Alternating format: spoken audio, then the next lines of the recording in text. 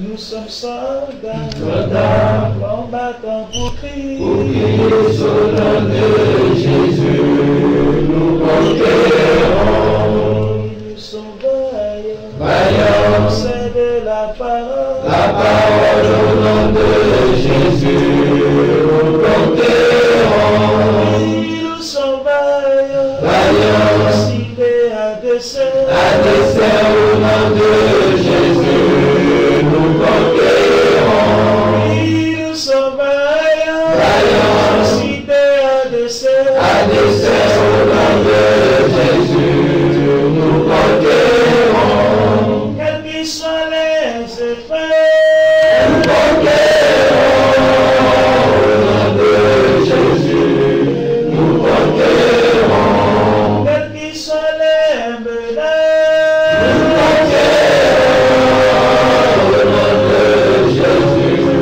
Nous conquérons, quels qu'ils soient les mensonges, nous conquérons,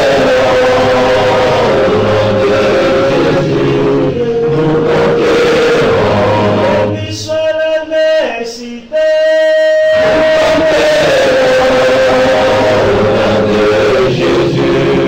nous conquérons. nous sommes vaillants, cités à dessein. À dessein au nom de Jésus, nous conquérons. Nous sommes vaillants, cités à dessein. À dessein au nom de Jésus, nous conquérons. Nous sommes vaillants, c'est de la parole. Au nom de Jésus, nous conquérons. Nous sommes vaillants, cités à dessein. À dessein au nom de Jésus, nous conquérons. Quels qu'ils soient les mensonges,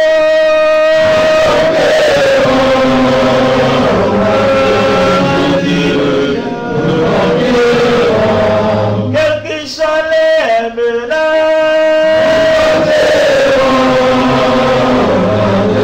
quels qu'ils soient l'adversité,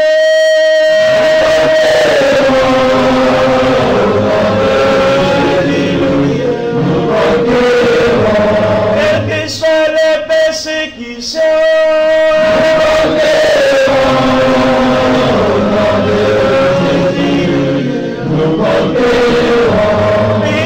nous sommes vaillants, cités à dessein. À dessein au nom de Jésus, nous conquérons.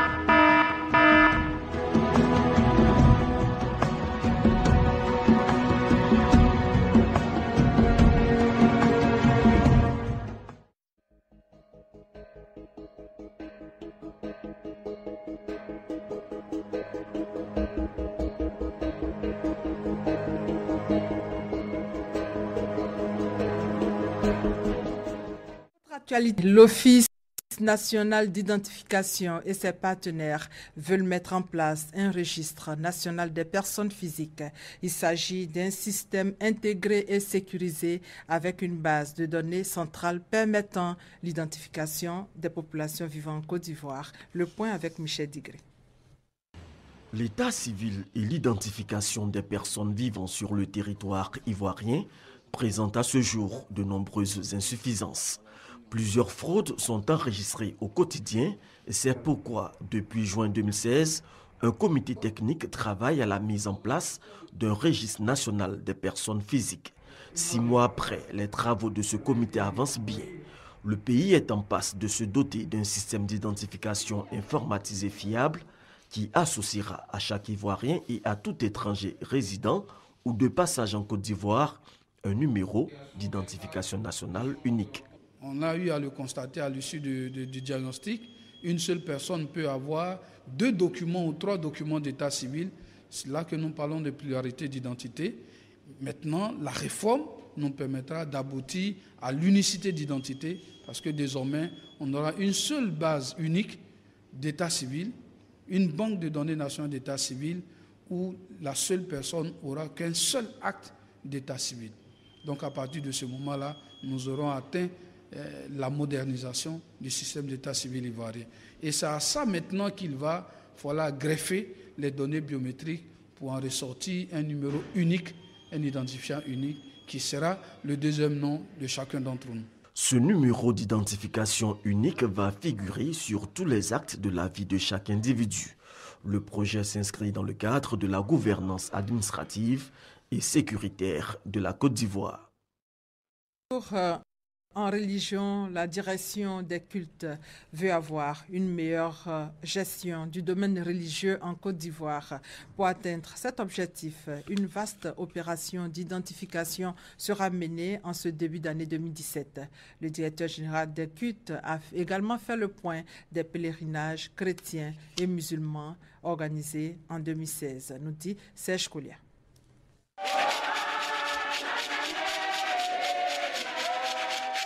Identifier l'ensemble des guides religieux, cibler et répertorier les lieux de culte en vue de disposer d'une cartographie des obédiences qui officient en Côte d'Ivoire. C'est le premier acte majeur que la Direction générale des cultes entend poser en 2017.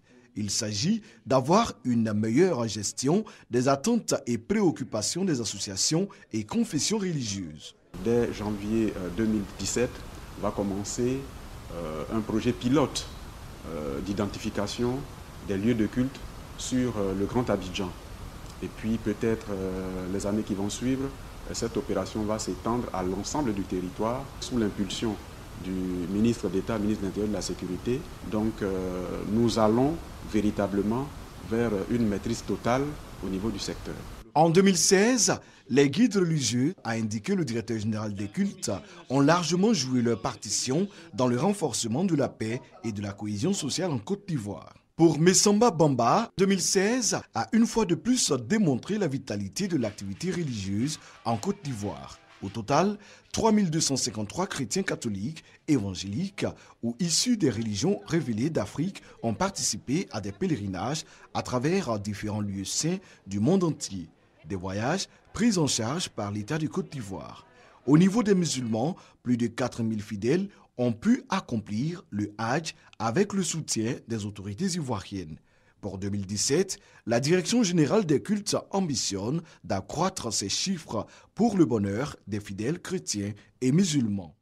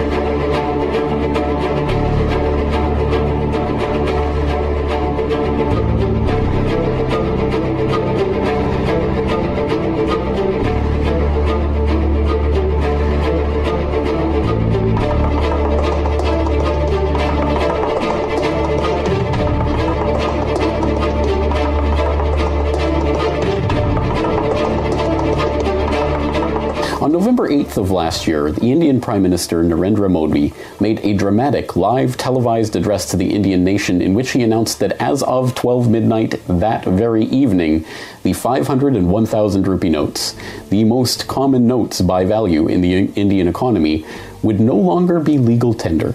The real question for us today is why? So at least one of the main reasons for this demonetization is giving a boost to the underutilized cashless payment infrastructure of the Indian economy. When we started, we were about 150 million users, and now we are 160 million users in less than 3 weeks. So 10 million customers got signed up in less than 3 weeks. All right, so evidently the cashless payment systems of India are getting a big boost as a result, a direct result of this demonetization. And so here's the real billion rupee question. Well, who is behind this? For the first clue on that trail, who is behind this, just follow Bill Gates. He just happened to be in India this week addressing Prime Minister Modi and his cabinet and praising this chance to embrace this wonderful fintech revolution and all of these new cashless payment technologies that India is going to use to leapfrog right over the whole card payment thing and right into the cashless society.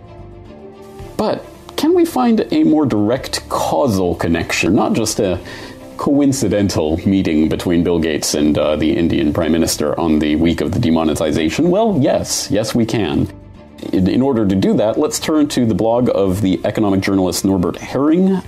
Washington is behind India's brutal experiment of abolishing most cash. There was a partnership between USAID and the Indian Finance Ministry and a couple of other institutions who all have an interest in pushing back cash. As they said in a press statement, with an institution called Catalyst, which had exactly that goal, and USAID paid for it. So it's clear that Washington is involved and that USAID is part of an initiative called Better Than Cash Alliance, where they are together with the Bill and Melinda Gates Foundation and the Visa, MasterCard, who have an obvious interest. But as bad as all of this is, it gets even worse. Every single individual in India who will have a smartphone will become a walking ATM with this very, very small little instrument which can be put in here. On all Android phones, you can do your thumb impression here and transact all Aadhaar enabled payments as well. According to Kant, thanks to the wide development of Aadhaar, in the near future all Indians will simply need to use a biometric identifier such as a thumbprint or eye scan to make routine payments. Aadhaar is the 12-digit unique identification number issued by the Indian government to every individual resident of India. The Aadhaar project aims to provide a single, unique identifier which captures all the demographic and biometric details of every Indian resident. Is there any reason to connect this Aadhaar project specifically to this demonetization? And again, the answer is yes. As Herring notes in his article, the director of project incubation for Catalyst is a man named Alok Gupta. He was a member of the original Unique Identification Authority of India team that developed and implemented Aadhaar. So it all comes together, and I hope you're seeing the picture that is coming into view right now.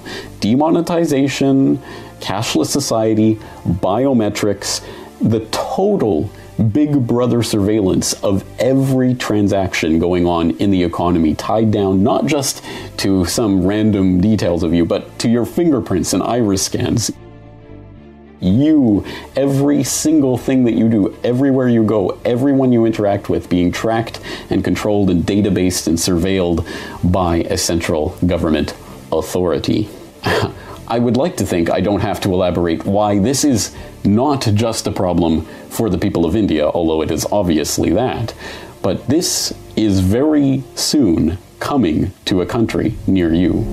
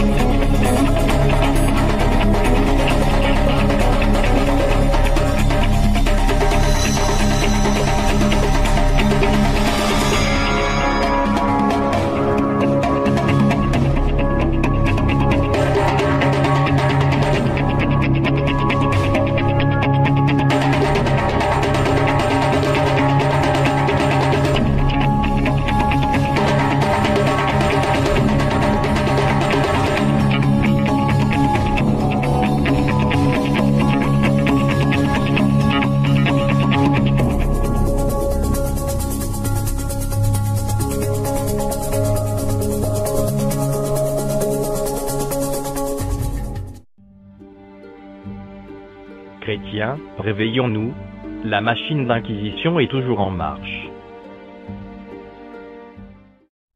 L'apparition de cet impie se fera par la puissance de Satan, avec toutes sortes de miracles, de signes et de prodiges mensongers, et avec toutes les séductions de l'iniquité, pour ceux qui périssent parce qu'ils n'ont pas reçu l'amour de la vérité pour être sauvés. Aussi Dieu leur envoie une puissance d'égarement, une puissance d'égarement, une puissance d'égarement, une puissance d'égarement, pour qu'ils croient au mensonge, afin que tous ceux qui n'ont pas cru à la vérité, mais qui ont pris plaisir à l'injustice, soient condamnés.